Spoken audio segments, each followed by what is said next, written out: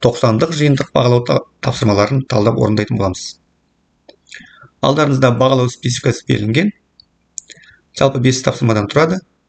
Бағалау тапсырмасы сипаттамасы бойынша бөлім Қазақстан соғыстан кейінгі жылдарда 1946-50 жылдар, Қазақстан жылымық кезінде 1954-64 жылы. Тексерілетін мақсат берілген. Ойлау дағдылары деңгейі жоғары деңгей, тапсырма саны, орындалу уақыты, балл шәкіл саны және бөлім бойынша қанша балл жинап қажет етеді. Жалпы бізді шәкіл балл сайны 25 балл жинау қажет етеді. Бірінші тапсырмада соғыстан кейінгі қазақ КСР әлеуметтік экономикалық даму туралы кестелі дәлел келтіреміз.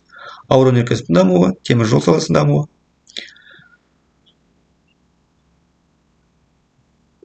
Келесі бізде екінші тапсырмада тарихи тұлғаның еңбегі туралы қандай пікірлес болғанын сипаттаймыз. Тарихи тұлғаның тұтқындалуынан кейін өмірін ақпараттар келтіреміз. Ғалымның ғылымға қосқан үлесін дәлел келтіреміз.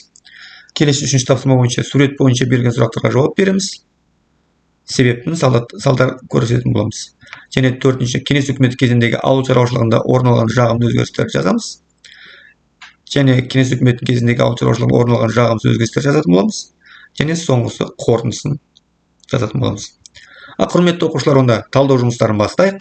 Бірінші тапсырма бойынша соғыстан кейінгі қазақ КСР-інің әлеуметтік экономикалық дамуы туралы кестелі дәлел келтіріп жазатын болсақ, ауыр өнеркәсіптің 3 дәлелі және темір жолының дамуын 3. Ауыр өнеркәсіптің дамуы қазақ жерінде әскери өндірістің Семейде атом полигонының басқа да әскери нысандарының құрылымдық жүйесі жасалды. Ақтөбе темір балқыту, Теміртау металлургиялық заводтарының жаңа қуатты бөлімдері іске қосылды. Өскемен қорғасын мырыш комбинаты алғашқы өнімін берді. Балқаш мыс балқыту заводы өнім шығаруды ұлғайтты. Ембі бассейнінде Қаратау мен мұнайында жаңа кәсіпорындар іске қосылды. 1950 жылы мұнай өндірісі соғысқа дейінгі кезеңмен салыстырғанда 52%-ға өсті. Қаратау тау-кен химия комбинаты құрылысының бірінші кезеңі аяқталды. 1954-58 жылдар Қазақстан бойынша Өскемен, Ақтөбе, Шымкент, Қарағанды, Семей тағы да басқа ірі қалаларда 730 өнеркәсіп орны мен цехтар құрылып іске кірісті.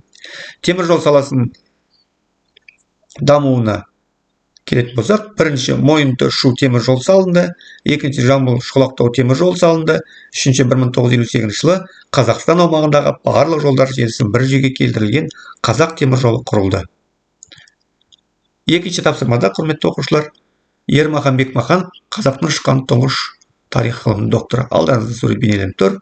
19 ғасырдың 20-40 жылдарда Қазақстан монографиялық 1947 жыл Бекмаханов еңбегіне байланысты пікірталастар 1940 жылдың екінші жартысында күшейе түсті. Ермахан Бекмаханов бірақ айтқанын қайтпады, халық үшін жан аямай күрескен Кенесары Қасымовтың батыр екенін дәлелдеген. Оның кітабында өзінде Қызыл империяға аямай жазылады. 1947-50 жылдарда Бекмахановтың күйі өте ауыр болды. Күн өткен сайын оған тиген моральдық соққының салмағы арта берді. 1951 жылы университеттегі жұмысын қолып партия қатарынан шығарылды. 1952 жылы 5 қыркүйекте тұтқындалды. 2 айға жуық тергеу жұмыстары жүргізіліп, 1952 жылы 3 қарашадағы номер 699 бойынша Бекмахановты айыптау қорытындысы дайын болды. Жоғарыдағы айыптау кезінде 1952 жылы 2 желтоқсан күні Қазақ КСР жоғары сотының қылмыстық істер жөніндегі коллегиясының үкімімен Бекмаханов 25 жыл мерзімге бас бостандығынан айырылып, Гулagтың алыстағы лагеріне біріне айдалды. Ол кісінің лагерден тиісті органдарға жазған көптеген арыздар нәтижесінде академик қоғам қайраткері Анна Михайловна Панкратова сияқты қайырымды адамдардың көмегінің арқасында Берия атылғаннан кейін Бекмахановтың ісі қайта қаралып, 1954 жылы 16 ақпанда оның ісі жабылып, өзі ақталып шықты. Гулagтың лагерінде адам төзгісіз азапты күндері басынан кешкен қарамастан, қайсар ғалым артына халықтың игілігіне айналған мол ғылыми мұраларын қалдырды. Өзіне ұсталып кеткенге дейін бастап қойған Қазақстан Ресейге қосылу атты еңбегін аяқтау ісімен айналысты. Бұл еңбегі Панкратовтың баға жетпес көмегінің арқасында Мәскеудегі Наука баспасынан 30 баспа табақ көлемінде 1957 жылы жарық көрді. Бекмаханов Кенесары Қасымов бастаған қозғалысын феодалдық монархиялық қозғалыс деп аталмай, қазақ халқының ұлт азаттық көтерілісі ретінде қарастырылуын дәлелдеді. Келесі тапсырмада тың және тынға және игеру себептері. Тың игерудің рухани және демографиялық зардаптары зор болды. Қазақстанға 1954-62 жылдары тың игеруде КСР-ның еуропалық бөлігіне 2 миллион адам келді. 1959 жылы қазақ санағы бойынша республикада тұратын жергілікті ұлт өкілдерінің саны 2 миллион 787 мың, яғни барлық халық 29%-ға құрады. Тың игерген облыстар 700 қазақ мектебі жабылды. Салдары: қазақ халқы өз жерінде ашық жағдайына түсті. Ауыл шаруашылығымен қазақ халқы тығыз байланысты екені белгілі, сондықтан қазақ халқының басым бөлігі ауылдарда тұрғандықтан реформалардың зардабы бірінші кезекте қазақтарға тиді. Үшінші, қазақ балалары мектеп-интернаттарда оқытыла бастады, олардың басым көпшілігі оқу орыс тілінде жүргізілді. Бұл біріншіден қазақ жастарының ұлттық тілі мен мәдениетінен қол үзуіне әкеп соқтырды. Жағымды әсері, Қазақстан астықты шетелдерді экспорттаушы елге айналды. Екінші, тың игеру кезінде еңбекші бұқараның ерен нәтижесінде Қазақстанда астық өндірудің көлемі артты. Қазақстанда 15 жаңа қала, 86 қала, тұрақты поселке, жүздеген шағын елді мекендер пайда болды. Үшінші, тыңға келгендердің еңбегі бағаланып, ондағы мына адамдар орден, медаль, бағалы сыйлықтармен марапатталды. Енді жағымсыз әсері ол әрине бірінші, астық игеру экстенсивті әдістермен жүргізілді. Екінші, орасан зор аумақтар жыртылып, топырақ эрозияға күшейді, жердің құнарлы қарашірік қабаты көңіл желге ұшты. Үшінші, мал шаруашылығының дамуы өте төмен деңгейде қалды.